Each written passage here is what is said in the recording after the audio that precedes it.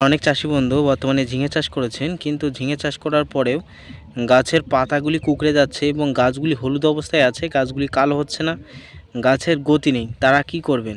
Plus আমার অনেক চাষি বন্ধুর বর্তমানে ঝিঙে গাছের পাতা এরকম খেয়ে নিচ্ছে। প্লাস আমার অনেক চাষি বন্ধুর গাছগুলির পাতায় প্রচুর পরিমাণে ম্যাপ পোকার আক্রমণ, মানে ম্যাপ আঁকছে, মানে প্রচুর পরিমাণে আঁকা বাঁকা কিন্তু দাগ তৈরি করছে। এটাকে ম্যাপ পোকা বলে। ইহা পাতার ভেতর দিয়ে, এই পোকা পাতার ভেতর দিয়ে একেবারে যেখান দিয়ে প্রবেশ করবে সেখান থেকে আপনার ঝিঙের পাতে কিন্তু দাগের সৃষ্টি হবে।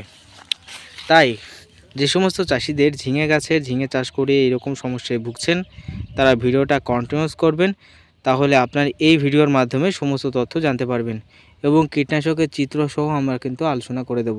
তাই চলো আজকের ভিডিও শুরু করি।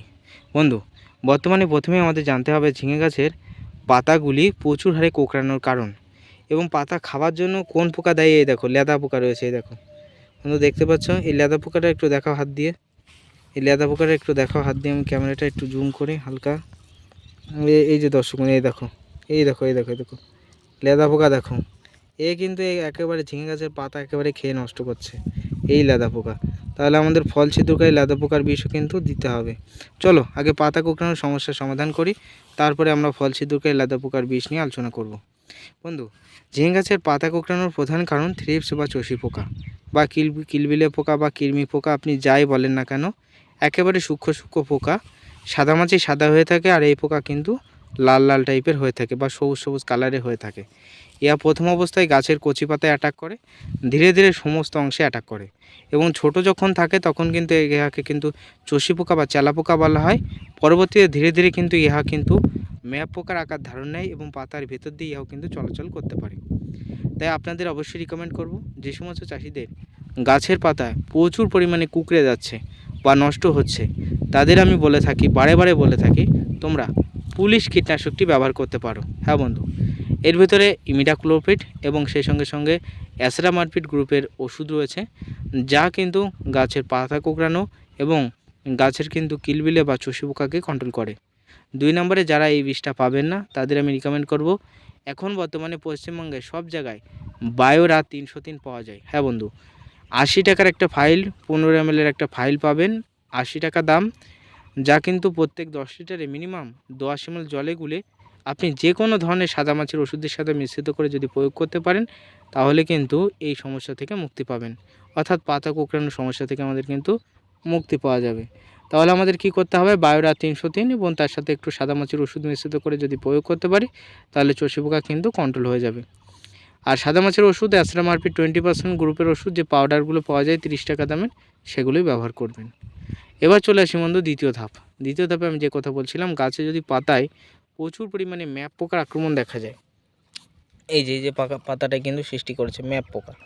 যদি প্রচুর হারে ম্যাপ পোকার আক্রমণ দেখা যায়, তাহলে আমি আপনাদের রিকমেন্ড করব, আপনারা যদি পুলিশ কীটনাশকটি পেয়ে থাকেন, ওই অনলি ফর চষি পোকার বিষ পুলিশটা দেবেন, তাতেই কিন্তু ম্যাপ পোকা কন্ট্রোল হয়ে যাবে। এবং যারা বলছেন দাদা আমি চষি পোকার বিষ এই পুলিশ পাচ্ছি না, তাদের আমি রিকমেন্ড করব, যদি পুলিশ না পেয়ে থাকো, বায়োরা 303-এর সাথে যে কোনো সাদামাছির ওষুধ, একতারা হোক বা 30 টাকার অ্যাসরামারপিড 20% গ্রুপের ওষুধ হোক, মিশ্রিত করে নিয়মিত প্রয়োগ করো, গাছের এই সমস্যা থেকে তুমি মুক্তি পাবে। অর্থাৎ ম্যাপ পোকা এবং চষি পোকার একই বিষ। বা এছাড়াও তোমরা কিন্তু ব্যবহার করতে পারো যে বীজগুলি বর্তমানে চষি পোকার ক্ষেত্রে বর্তমানে বাজারে উঠেছে, আমরন। এছাড়াও কিন্তু নানান বিষ কিন্তু বাজারে অ্যাভেলেবেল রয়েছে। আমি যে বীজগুলো কম দাম, সস্তা, ভালো বিষ এবং বেশি দামের বিষও কিন্তু আমি আলোচনা করছি।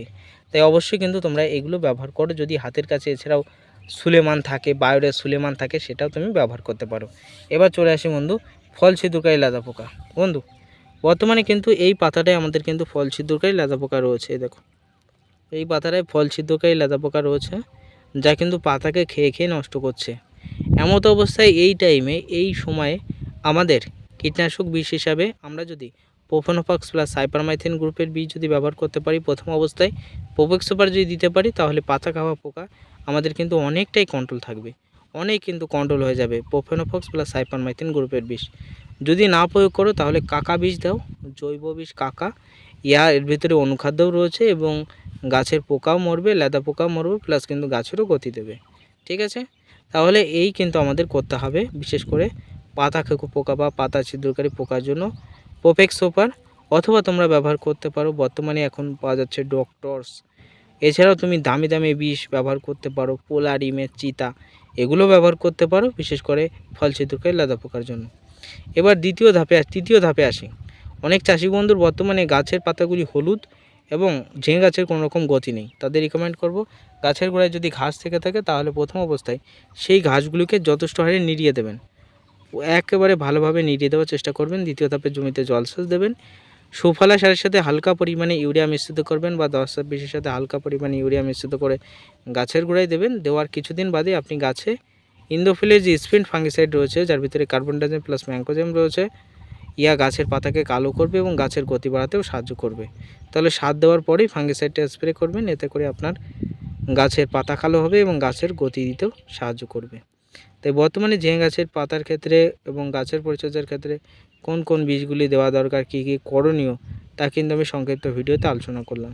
তাই ভিডিও ভালো লাগলে প্লিজ প্রত্যেকে লাইক কমেন্ট শেয়ার করবে।